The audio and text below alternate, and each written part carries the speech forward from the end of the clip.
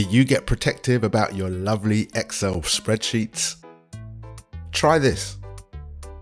Click on File, click on Info, and choose Encrypt with Password.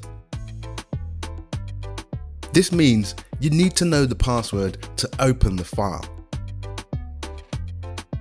Let's give it a test.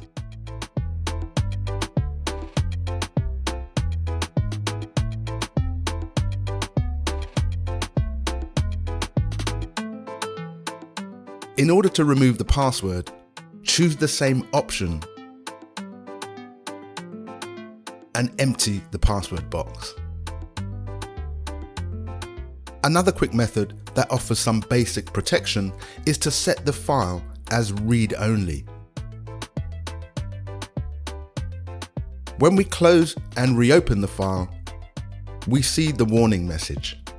Of course, there's nothing stopping our users from clicking the edit button to override this. If we don't want to use passwords, we can still protect the workbook. On the Review tab, click Protect Workbook.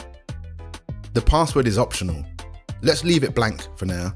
The structure of the spreadsheet means users won't be able to add or delete worksheets.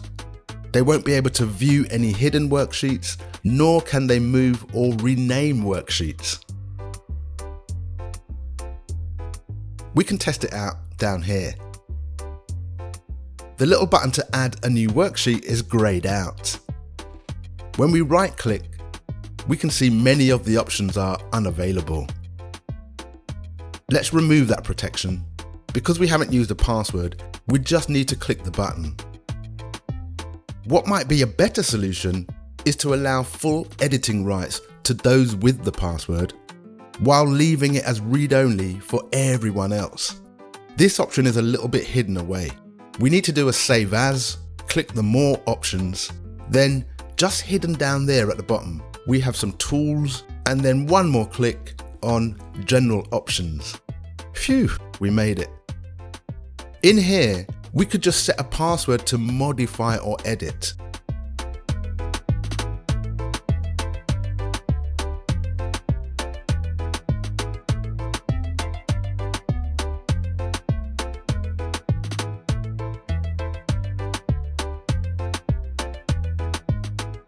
So now we can close and relaunch. Boom. If you know the password, you're in the gang. If not, read only, my friend.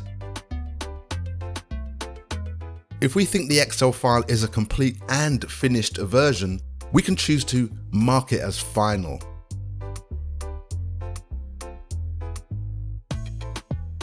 What this does is lock the entire spreadsheet. You cannot edit, you cannot type. Basically, the message up there is loud and clear. But notice, we're only discouraging further changes. Anyone with full access can simply click the edit button. In our next video, we'll see how to protect individual cells and cells that have formulas in them. Check out the next video. In the meantime, we are done.